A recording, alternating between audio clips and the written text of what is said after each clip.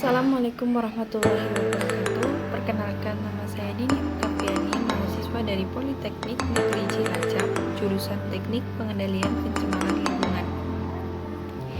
Pada video kali ini, saya akan menjelaskan beberapa materi tentang mikrobiologi.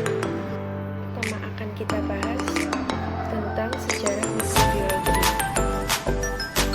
Mikrobiologi adalah cabang biologi yang mempelajari tentang mikroorganisme yang objeknya makhluk hidup yang dapat dilihat dengan mikroskop seperti bakteri, alga, dan algae. Yang pertama, jenis D. teknik fungsi.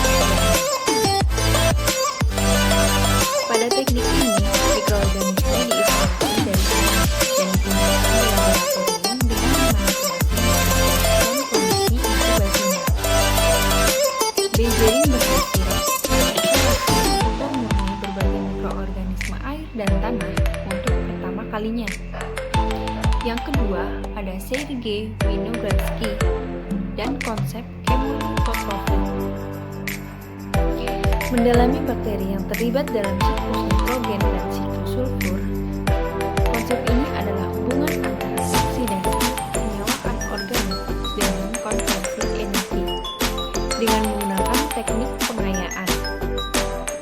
Winogradsky berhasil mengisolasi bakteri pengikat nitrogen, yaitu Clostridium falciparum yang bersifat hipertensif dan sebagai cikal bakal konsep fiksasi nitrogen.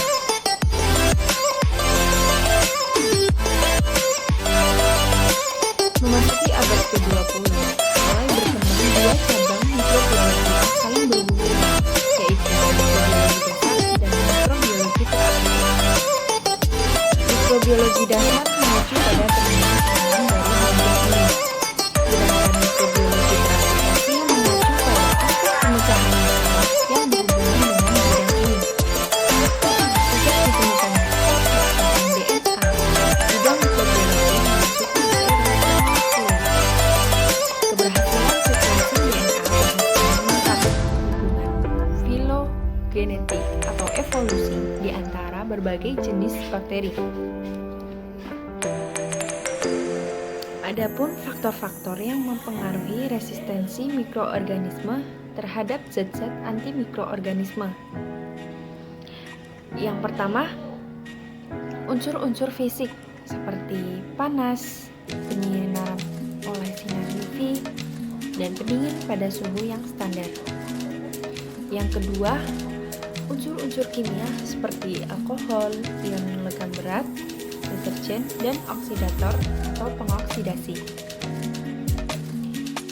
Istilah yang dipakai pada antimikroorganisme ada 5. Yang pertama, bakteriostatik. Bakteriostatik adalah kemampuan menghambat perkembangbiakan bakteri temporer. Yang kedua, ada bakterisidal, adalah bahan kimia yang mematikan bakteri secara permanen. Dan yang ketiga, ada disinfektan. Disinfektan adalah bahan-bahan kimia yang digunakan untuk mematikan mikroorganisme patogen yang ada pada benda mati. Yang keempat, ada steril. Steril adalah bebas dari kehidupan mikroorganisme patogen. Dan yang kelima, ada septik. Septik artinya adanya bakteri patogen di dalam jaringan hidup yang dalam suatu proses infeksi. Berikut mekanisme kerja dari zat antimikroorganisme. Dimulai dari perusakan DNA, denaturasi protein, gangguan pada glukosilfibril, antagonisme kimiawi, kerusakan pada dinding sel bakteri. Kita memasuki materi kedua, yaitu tentang virus corona. Virus merupakan organisme non-seluler karena virus tidak memiliki kelengkapan seperti sitoplasma, organel dan tidak dapat membelah diri. Virus tidak sepenuhnya dianggap sebagai makhluk hidup. virus dianggap mati karena dapat dikristalkan. Artinya virus merupakan makhluk aseluler atau tidak memiliki sel, sehingga tidak ada proses metabolisme maupun proses lainnya, kecuali reproduksi. Makhluk hidup tidak dapat dikristalkan karena memiliki sel yang terus melakukan proses metabolisme dan proses lainnya. Apabila makhluk hidup dikristalkan, maka selnya akan mati. Jika selnya mati, maka jaringannya tidak akan berfungsi. Hingga ke tingkat selanjutnya, makhluk hidup tersebut akan mati. Saat ini, Indonesia sedang digegerkan dengan virus corona atau biasa dipanggil dengan nCoV, adalah singkatan dari novel coronavirus. Common cold atau infeksi saluran pernapasan non-spesifik atau disebut juga flu biasa merupakan penyakit infeksi yang disebabkan oleh virus dan menyerang saluran pernapasan atas. Orang dewasa biasanya mengalami 2 hingga 4 kali kejadian common cold per tahun. Dan anak sekolah biasanya mengalami 10 kali per tahun. Common cold disebabkan oleh infeksi virus seperti virus corona dan virus rhinovirus. Virus lainnya yang berperan pada infeksi saluran pernapasan atas adalah adenovirus, myxovirus, dan paramyxovirus, atau dikenal dengan virus influenza. Gejala dari infeksi ini umumnya terlihat sekitar 1-3 hari setelah paparan dari batuk yang mengandung virus. Tanda dan gejala dari common cold meliputi 1. Hidung berair dan tersumbat, 2. Sakit tenggorokan, 3. Batuk, 4. Sakit kepala yang ringan, 5. Bersin-bersin, 6. Mata berair, 7. Sedikit demam atau tidak demam. Umumnya, orang dewasa mengalami demam kurang lebih 39 derajat Celcius, dan untuk anak-anak kurang lebih 38 derajat Celcius jika terkena virus ini. Dan yang terakhir, merasa sedikit lelah. Untuk mencegah itu semua, perlu kita lakukan cara agar virus tidak masuk ke dalam tubuh, yaitu dengan cuci tangan sebelum makan, minum air putih, mengonsumsi sayuran, perbanyak istirahat, atur suhu dan kelembapan ruangan, berkumur dan minum air garam, dan yang terakhir, menggunakan salin nasal drop yang dijual bebas di apotek. Kita memasuki materi ketiga, yaitu dasar-dasar mikrobiologi. Yang pertama, ruang lingkup mikrobiologi. Ruang lingkup mikrobiologi orientasi terhadap taksonomi, habitat, problema dasar, dan problema terapan. Poin yang kedua yaitu kedudukan mikroba dalam dunia kehidupan. Prokariota adalah makhluk hidup yang tidak memiliki membran inti sel atau kariot. Eukariota memiliki membran inti sel. Archaea adalah kerajaan mikroorganisme bersel satu. Prokariotik dan eukariotik terdapat dalam kingdom Protista. Protista sendiri adalah mikroorganisme eukariota yang bukan hewan, tumbuhan, atau humus. Protista dibagi menjadi 2, yaitu Protista rendah atau prokariotik seperti bakteri, Rickettsia, dan Chlamydia, Mycoplasma, dan Archaeobakteri. Berikut susunan sel prokariotik.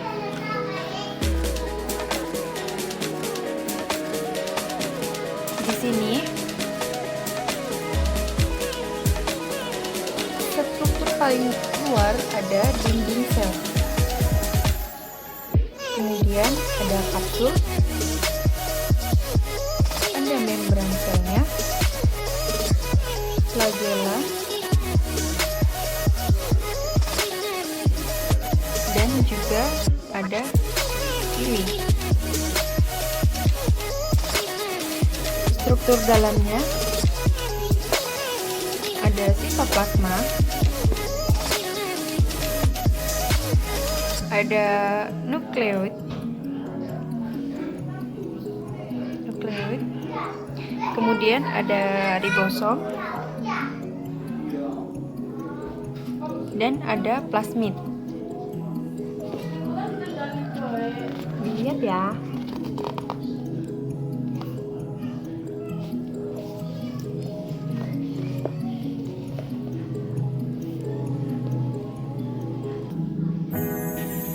Dan yang kedua ada protista tinggi atau eukariotik. Contohnya ada alga, protozoa, jamur, dan jamur bulandir. Berikut gambaran struktur sel eukariotik. Berikut struktur sel eukariotik. Di bagian yang paling dalam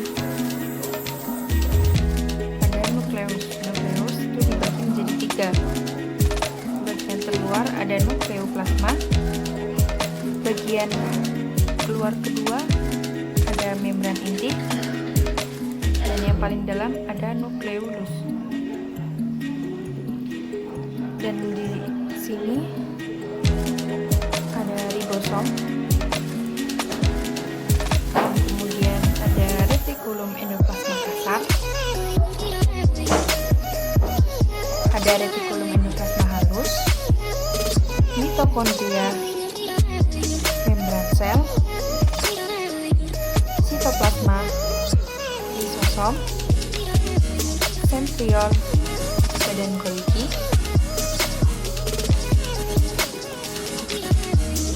dan ini berikut struktur sel eukariotik. Di bagian yang paling dalam ada nukleus. Nukleus itu dibagi menjadi 3. Bagian terluar ada nukleoplasma. Bagian keluar kedua ada membran inti, dan yang paling dalam ada nukleolus. Dan di sini ada ribosom,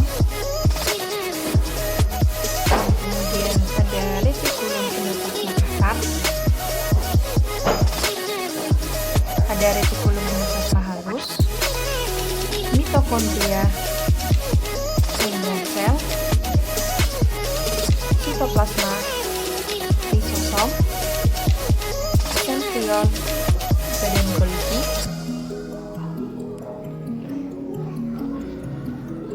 dan ini gambarnya.